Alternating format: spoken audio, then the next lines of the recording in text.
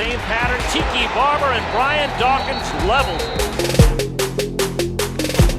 That ball went out of here off the top of the wall. Chipper Jones just won the ball game.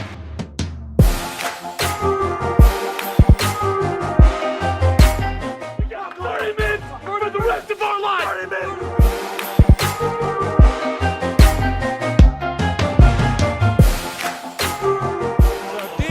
Electrifies the crowd and is the beginning of a new order here in the NBA.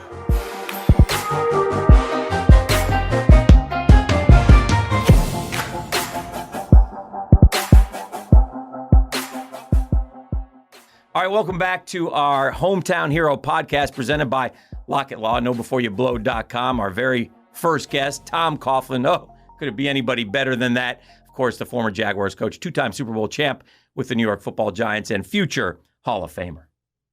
Coach, I'm curious, since you've been around so many elite players, Pro Bowl type players, where exactly does Boselli and Fred Taylor fall in that discussion? They're Hall of Fame. They're Hall of Fame. I mean, I am really surprised. And I'll tell you another one is Jimmy. Mm-hmm. Yeah. I think Jimmy's time after football has, put a shadow over. Mm-hmm. But I mean, you could not stop Jimmy Smith now. Mm-hmm. For 4 or 5 years in this league. Yeah. Please play him one-on-one, and please press him. Please press him. In Denver, it was blitz, press. I just remember the scramble drill with him and Brunell, like it was automatic. Yeah. It was almost an automatic. Yeah. But, I've always been curious because I think sometimes we look at the dominance that Boselli had and we look at the highlights of Fred Taylor. Yeah. But, to hear a future Hall of Fame coach who's been around many Hall of Famers just instantly say, no, those guys are Hall of Famers. Mm-hmm. You've got to put credit in that. Well, they are. I mean, they definitely are. Just look and see. And it's, we all know what Tony's thing is. He wasn't able to play that long. Right. He got the shoulder injury, and it just happened that way. And it's a shame because if he'd have played 10, 12 years, there would have been no discussion. I mean, there's he blocked Bruce Smith. Mm-hmm. Right. Mm-hmm. As a young player, Well, you start looking at the guys that are in the Hall of Fame that he dominated. Jason Taylor. Yeah. I mean, it's just guys like that Tony just took care of. It doesn't make any sense. I mean, I realize you don't get a chance to go back and look at it, but I remember the workout like it was yesterday for me, is that Mike Mazer and I and 2 or 3 other offensive line coaches are at USC. In comes this kid. He's 327. He's 6'7", and his feet are like a dancing bear. He's just ba-boom, ba-boom, ba-boom. And when you watched him on tape, you know what he really enjoyed doing? He'd be downfield about 5, 6, 7 yards, and he would gore a guy. He'd put him on his back downfield. Yeah. I mean, it was a lot of fun to watch. But to be honest with you, like I've told him many times before, the real clincher for me, that night he brought Angie to dinner. It was over. Here's what I always say. It was over. And listen, Fred, when he retired, was 15th all-time in rushing. 15th, okay? Mm-hmm. So in 100 years of professional football, if you end up 15th at something, you're pretty doggone good at it. At a time when the league was converting to passing. By the way, you know who's 13th all-time in wins? Really? This guy. Wow. So 170. Now, he would tell you he could probably rattle off about 50 of the L's that he hates that much more that still sit with him, but we won't do that. We'll celebrate the Well, the W's. playoff record's not bad. Yeah. And the Super Bowl record's not bad. He was 4-4 here. Yep. I don't know, 8-3 with the Giants, 2 4-0 runs, 4-0 runs. Mm-hmm. And he used to tell us all the time, you just got to get in the tournament and anything can happen. And I think that's probably where you did some of your best coaching looking back, because obviously your teams are going to be prepared. We know that about you, but you were always ready for the postseason. Well, you get them to a point, and it kind of clicks for everybody. Whether you want to look at Super Bowl 42 or 46, it was the same way. The Super Bowl 46 team was an incredible experience. We don't have time to talk about that now. Right. But the way that season ended, Right. and the way we played, I mean, you can look at. I love the story about Super Bowl 42. Fox had the game. Okay, so Troy Aikman and Joe Buck had the game, right? And the Fox panel of experts. Okay, so give me the drum roll while I'm talking about that. I got you. They never picked us to win one game against one opponent in the playoffs. Yeah. Wow. Not one. Yeah. And Jimmy Johnson used to bust everybody's butt, and they used to, They can't do this, and they nailed me for not resting players. Jimmy Johnson, why would he do that? You're in the playoffs now. You don't have to. We're playing against the undefeated New England Patriots in week 17. Right. And I'm the head coach of the New York Giants, flagship franchise in the NFL, one of the original rock solid. And I'm going to not play my best people so somebody can go 16-0. That ain't happening. So, and we did. We lost Sean O'Hara and we lost a linebacker next week against Tampa. And nobody picked us against Tampa. Nobody picked us, of course, against Dallas because they'd beaten us twice. Nobody picked us in Green Bay. There's no way. You're not winning any of those. It's phenomenal. I can listen to this stuff all day long. Like, and that. It was like that but John Madden gave you credit. You remember John Madden tipped his cap to you for playing those guys. Well, that's the way the NFL, and I know that meant a lot to you. I know you have a great relationship with them. You talk about goosebumps. Yeah. I come in the next morning around 5. I look at my phone and the red light's on. Yeah. Pick up the phone. It's John Madden. And he's emotional. John's close to tears, telling me that's the greatest thing that's happened to the NFL in the last 10 years. The National Football League is not about resting players, not about holding people out. It's about competing. It's about trying to win, not once in a while, every week, and against, in a situation like this. What you and your team have done is the greatest thing that has happened in the NFL in the last 10 years. Well, I'm not even going to put Coach on the spot and ask him about Philly last year and Doug Peterson, the way they handled that last game. No. We'll stay away from that. I think we got the. We know how he feels. Yeah, I think we know how he feels. But as a younger fan at the time, I wasn't in media or anything like that. That '96 season was so much fun, and for somebody that's been to most of the games since 1995, that will never be recreated here. On any level, just the sheer surprise from us. It probably wasn't a surprise to you, but just everything that went on and all the circumstances that happened and fell into place, and then the run in the playoffs. Can you just talk about how much fun that was to be a part of that? Well, he might have been a little surprised. I don't know. We knew, if we beat Atlanta, we're going to be in. We were sitting at 3-7 at one point. Was it Seattle the week before, or it was a game the week before, a Sunday night game. I remember. Where a couple big things happened and Jacksonville came back, won that game, and then it set up the Atlanta game. Am I right on that? Yeah, they come crawling back. Yeah. Didn't even have a chance. Yeah. And we were 8-8 with the win against Atlanta. My favorite kicker of all time. Yeah, Morton Anderson. Yeah. Yeah. That was unreal. Morton Anderson. That was God bless him. God bless him. You talk about a gentleman and a competitor and a true sportsman. Yeah. He came to our golf tournament. He came to our golf tournament. Yeah. And he held his head up high, and he was gracious and, terrific, just terrific stuff. But here's one of the greatest of all time. He just slipped. Yeah. He just slipped and he yanked it. It just reminds you. I mean, play the plays. Yeah. Right. We're going to play the games. We're going to play in and play out, down in and down out. Who knows? That was so much fun. Just that whole season. Coach, I know how important this franchise has been to you, and I'm just curious, and I know that you've probably touched base with Urban Meyer a couple times. I'm just curious what your relationship is with him, and I know he likes to pick the brains of guys, and I'm sure he's done that with you. Well, he's, obviously he's an exceptional football coach. Yeah. And, I did not know him well, but we have talked in the past, and we've talked and he's asked questions, and I've told him what my thoughts were on whatever. And, of course, I encouraged him, and I want him to win. Sure. I want the Jaguars to win. I always have, because I've said it when I first came here that I remember Coach Landry in Dallas, and the historical impact that he had because he was the first coach. And remember, Tom Landry lost for 7 years before he won. That wouldn't have worked so good in '95, by the way. How about that? Yeah, would never work now at all. You'd never get that chance. No. Well, you wouldn't, because owners can't hold up. No. It doesn't make any difference how, once that thing starts going like that, meter, Yeah.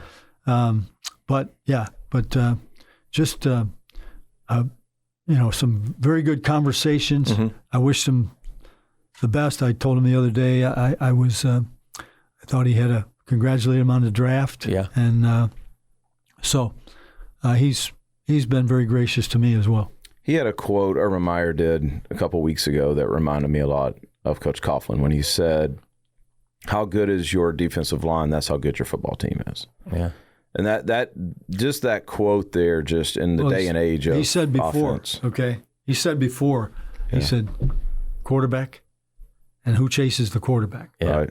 That's our game. Yeah. You know, and once you do understand that, you know, and how these things all shape and so on and so forth, you know, then you can talk about your left tackle and your you know, but that's pretty much in a nutshell. You had some great young quarterbacks. I'm curious what your advice would be to him to handle Trevor Lawrence coming in, the excitement. Obviously, you've gone through it in New York, obviously with Eli. I'm just curious what your thoughts are there. Well, I'd rather do it by telling stories about the way that it was for Eli and me. Yeah. Because the fact that Eli is a Giant was quite a thing. You know? Right. That was Ernie Accorsi. Right. Okay. Ernie Accorsi has studied him since he was a freshman in college, and Ernie felt more than anybody that's a guy we got to get. We need to have here in New York, and you know the rest of the story on that one. But I'll never forget this, and this is New York. You know, it can't be any other way. Yeah. We have our rookie minicamp, Eli's rookie year. Okay. Okay. The young man followed the rules. Oh no, we're not breaking any rules. Okay. The young man didn't even know the cadence until he came for the Because rookie you minicamp. couldn't do anything until he showed. Because you know, blah blah blah. Right. Blah. So he came to the first minicamp. He doesn't know the cadence. You know, he's met his coaches. He doesn't know really any other players, although he's read about them. You know, and you got your drafted guys and a bunch of other guys. He goes out and he has a mediocre first day. Mm-hmm. They killed him. They killed him. Now, and then, you know, we all want to talk about, well, you know, he handled it so well. He didn't let it bother him. Hey, he's a human being. Sure. Yeah. He's a human being. He's a kid. Right. He comes to a new place, you know. He's in New York because he quite frankly wanted to be in New York. And, you know, he's greeted with, okay, you better have a Super Bowl winning performance, the first rookie minicamp when you throw the ball, because if it isn't great, we're going to say, that wasn't very impressive. You know, where is this guy that you traded the franchise away to get? You know, blah, blah, blah. Life. You know what I used to do? And it was after we won the first one. Okay. Whenever, and even after a year or two after that, I would start off my press conference, the first one of the year, by saying, would you guys please start you want to get me fired? Because when you guys are trying to get me fired, we win Super Bowls here in New York. The Eli stuff, and to tie it into kind of what we're seeing with Trevor Lawrence here, like the expectation of a rookie quarterback, especially in the era of the NFL we're in now, with virtual meetings, right, and I guess OTAs, very limited, that type of stuff, has that in some ways helped the development because you do have more time to sit and teach cadence, playbook, relationship, instead of the first time you see him just throwing them on a field in front of the media? Is there any way that could have helped? Well, you got to go out in the field. Right. That's the way I feel about it. Certainly you need the meeting time. You know, what happens is, you draft them and then you plan, because if you bring them in like we're doing here next weekend, then you can keep them, right. Because the start of, I don't know, I guess it's phase 2 now instead of phase 3, but it's the start of the off-season program, and the rookies can stay right there and fall right in because of the dates. So I don't know the answer to that. I mean, I know that it's important to have all the meeting time you can possibly have, and with a quarterback for sure, because although you throw everything at them, can they see it yet? Do they feel it yet? And don't forget, here's a guy. When Eli came to us, his freshman year, he was he had a 4.0 his freshman year. I mean, you're talking about smart guys, right? And this young man, Trevor Lawrence, is a very smart kid. Well, I want to wrap up with you, Tom, but we appreciate it. But a couple things. rookie numbers. I was looking at this the other day. Eli's brother Peyton threw an NFL record 28 interceptions and won 3 games his rookie season. Guy named John Elway threw 7 touchdown passes and had 14 picks and completed 47% of his passes. I know it's a different era. I get that. Andrew Luck flipped the franchise around and won 11 football games and got him to the postseason. And then if you go back to last year, Justin Herbert threw for 4,336 yards, but down in Miami, they're ready to run 2 out, as far as the median fan. Sure. So, man, the need to succeed is there, and it's there quick for a quarterback. No doubt. And that's a little bit unfair or not? I mean, how do you view that? It ain't a 5-year plan anymore, is I guess what I'm saying. There is none. There is no But that went out the door with free agency. Yes, it did. I mean, there is no. You win now or you're out, and fire the coach too. By the way, is it just trusting your eyes then, as you watch a young quarterback and seeing the things that you? I'm just telling you right now what they have to go through. Yeah, there's no way around it. Okay, you're going to find. They're going to get blitzed like nobody's business. They're going to get things that they've never seen before because it's all an intent to confuse them and force their eyes to stay where they want their eyes to stay. And we had a string in New York against it was a 3-game string, and I'll just say Washington and Baltimore. I've never seen so many blitzes in my life. and Eli couldn't even get his head up to look at the secondary and lost his cool and so on and so forth because it was so frustrating for him not to be able to handle it, not be able to get the ball off quick enough, and so on and so forth. So, certainly in today's game, things have changed. And Trevor Lawrence would have seen a lot of blitz packages just by playing through the playoffs in college football. But there's still no doubt about how defensive coaches think when the rookie quarterback trots out there. But, through it all, those that are strong, those that are tough, those that are tough mentally, those that have the confidence to see their way through it, they're going to make their impression, and they're going to come out the other end for being better off for what they saw. Ask Peyton about his freshman year or his rookie year. Ask Eli about his rookie year, and then when they start to win, they start to be able to handle things, and it's a much better world. I know we got to go, and I could sit here all day, Coach. I really could, but let's disqualify Urban Meyer from this question for just a second. Is there a coach, the only reason I'm disqualifying, not to put pressure on you, say Urban Meyer, is there a coach that you watch now at any level, high or college or pro, that you just go, man, I really like what this guy's doing? Oh, I don't know that's. I have things that I admire. I mean, obviously, I have coaches that I admire. Well, I guess when we talk about the next new hot coach or the next, something like that, like I guess the best way to gauge that is guys who have seen everything like you have.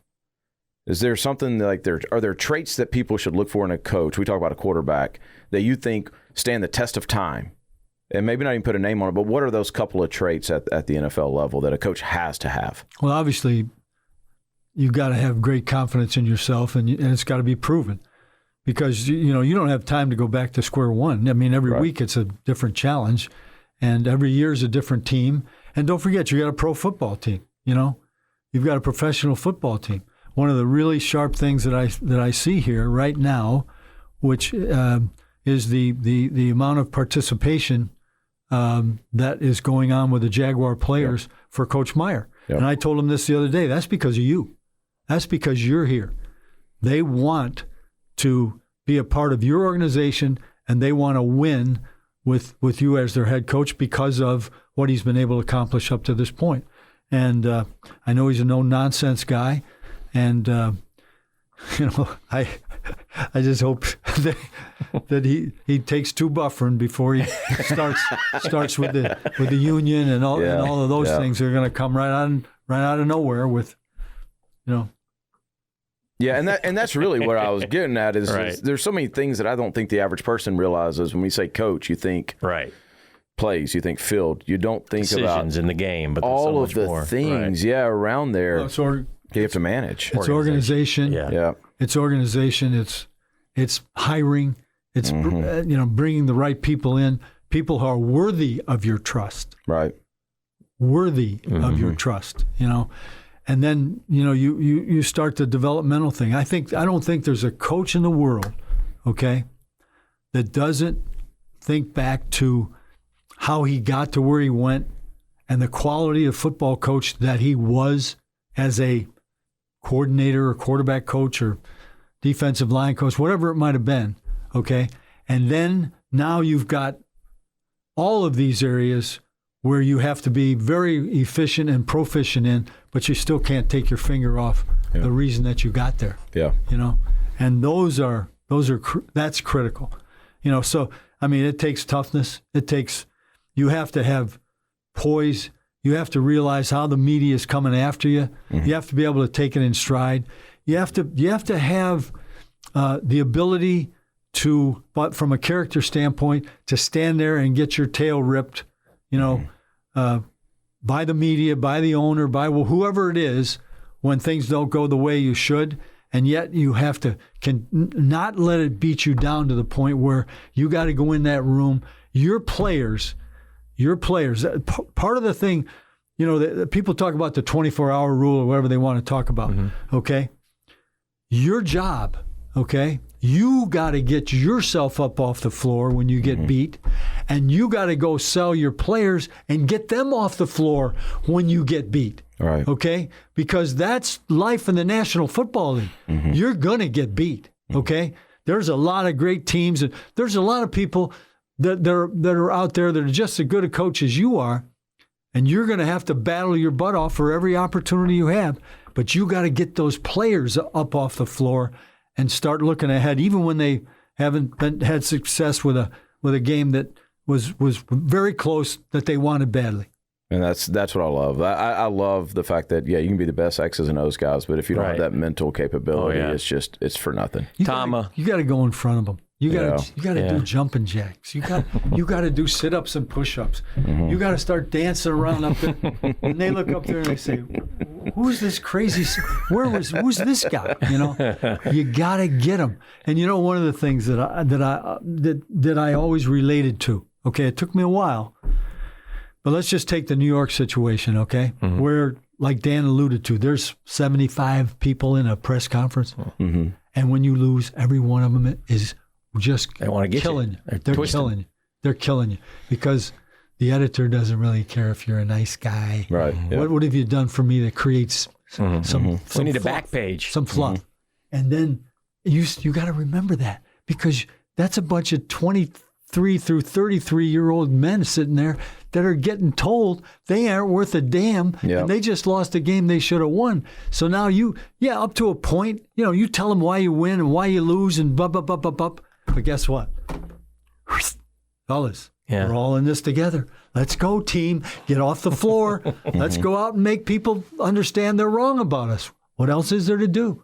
You going to sit in here? You going to stay with the door shut? Right. This has been great. Oh, man. Same time next week. I know. I was just going, we've messed up. This is the first of the series. Yeah. We kind of set the bar high, man. Yeah. Like, I don't. We appreciate it. These are short. You guys, you don't have enough time. Oh, I know. I completely agree. Yeah. Listen. Are these things off? No, they're on. We're rapping. I can't say anymore. You can as soon as I hit that button. But no, and then we'll tell everybody what you said. We so much appreciate it, Tom. Yes. Congratulations on all the success with the J Fund. Thanks for being with us. And thank you to our friends at Lockett Law, KnowBeforeYouBlow.com. We'll see you next time on the Hometown Hero Podcast.